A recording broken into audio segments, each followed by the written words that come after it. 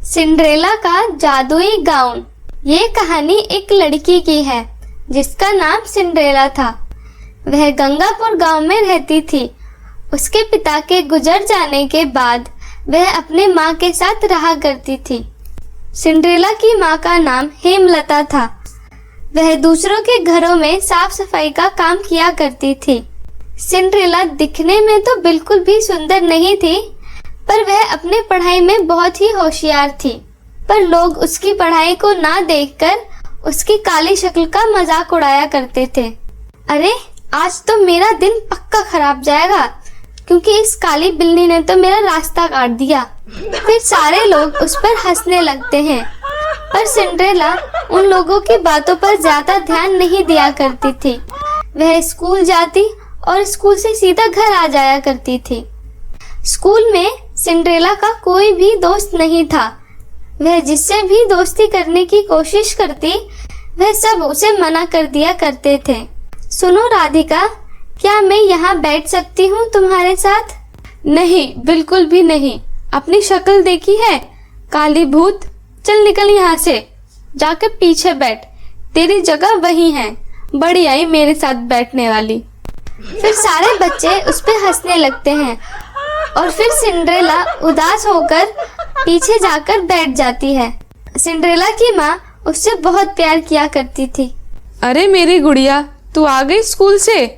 जाके हाथ मुंह धो ले, फिर मैं तेरे लिए खाना लगा देती हूँ। आज मैंने तेरे पसंद के आलू के पराठे बनाए हैं। क्या सच माँ? आलू के पराठे? नाम सुनकर तो मेरी भूख और भी बढ़ गई। आज तो मैं पेट भर कर खाऊंगी। ठीक है, खा लियो, पर जा पहले हाथ मुंह धो के आ। ठीक है माँ, मैं अभी आती हूँ। फिर सिंड्रेला हाथ मुंह धोकर आ जाती है। अब तो दे दो, पेट में चूहे कूद रहे हैं। वाह माँ, सच में आपके हाथों में तो जादू है। आप कितना टेस्टी आलू का पराठा बनाती हो, मन करता है बस खाती रहूं।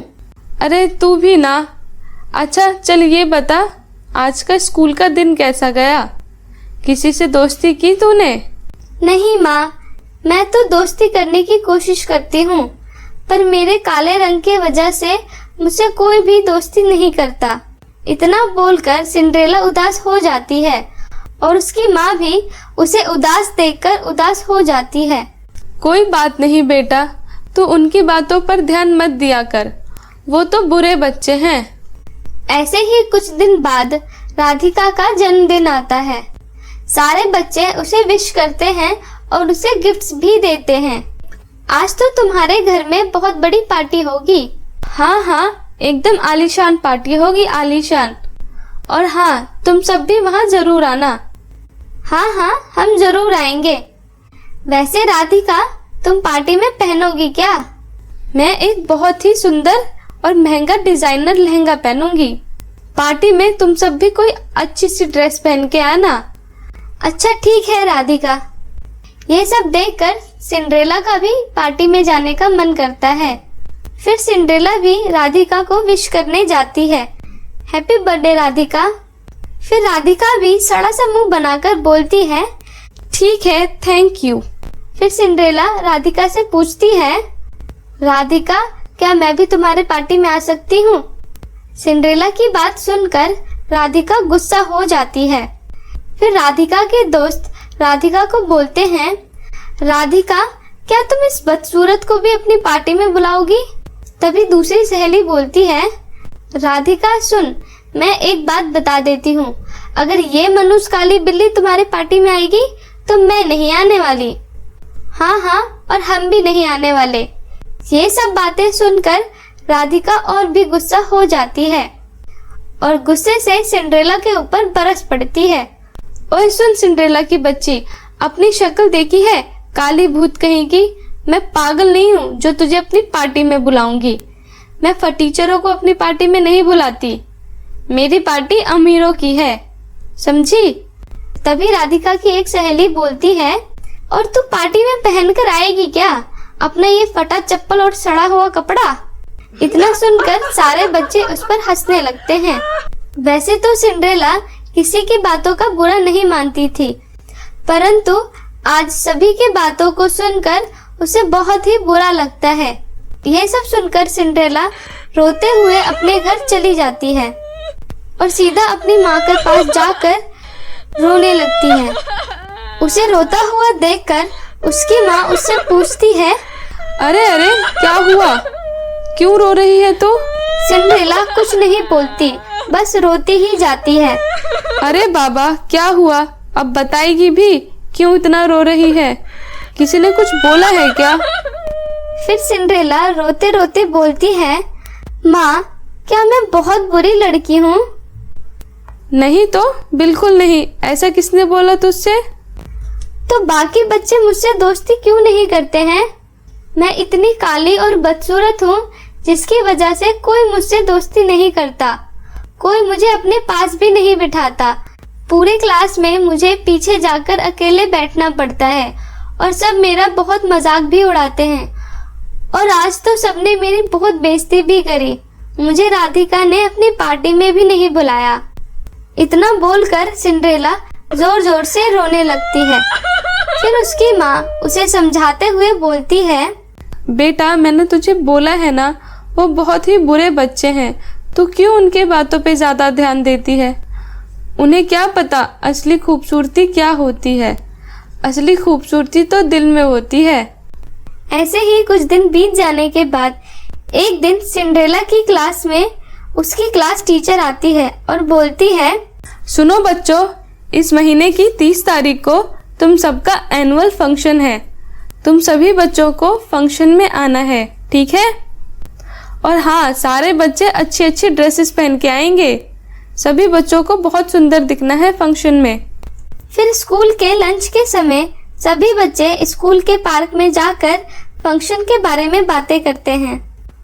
वहीं सिंड्रेला भी अकेले बैठकर सोचती है, अब तो फंक्शन आ रहा है, पर मैं क्या पहनूंगी?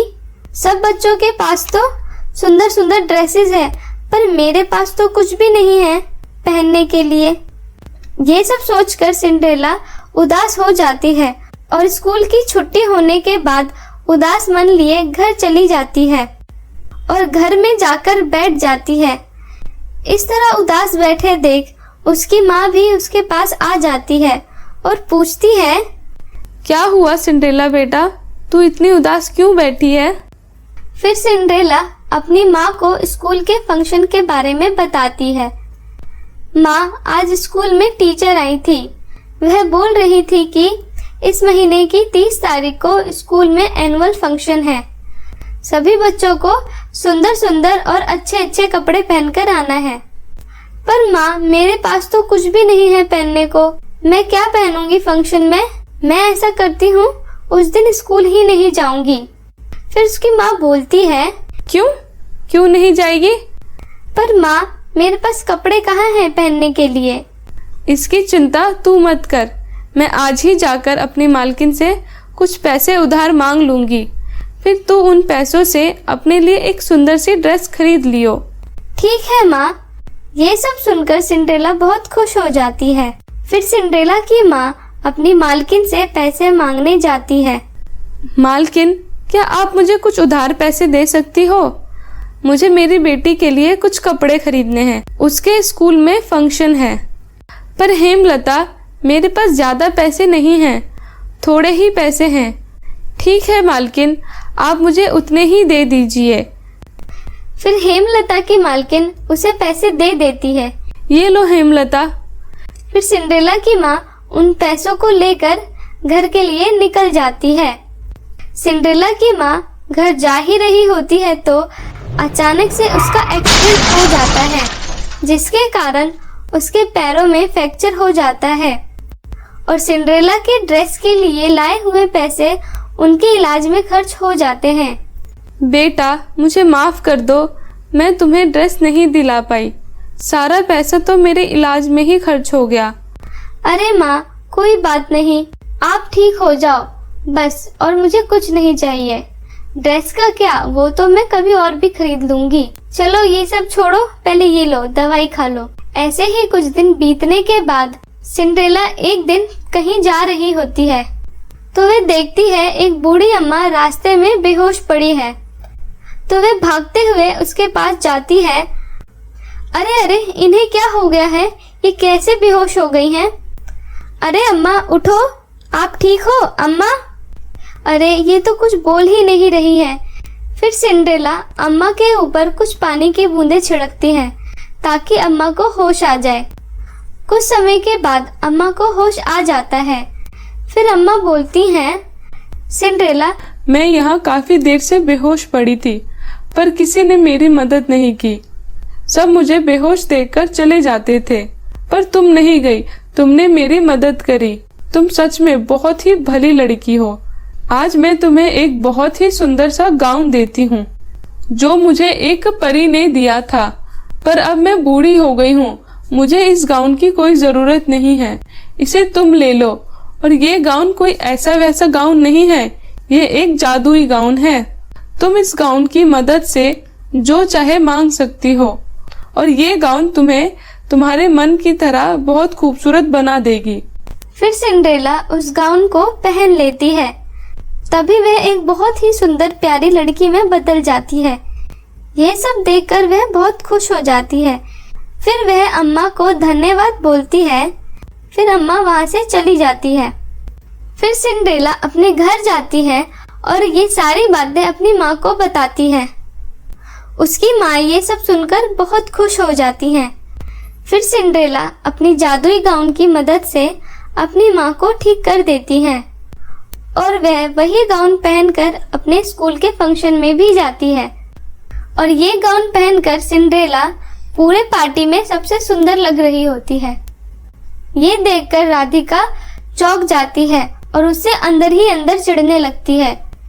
और फिर सिंड्रेला पार्टी में खूब एंजॉय करती है और खुशी खुशी वापस घर चली जाती है।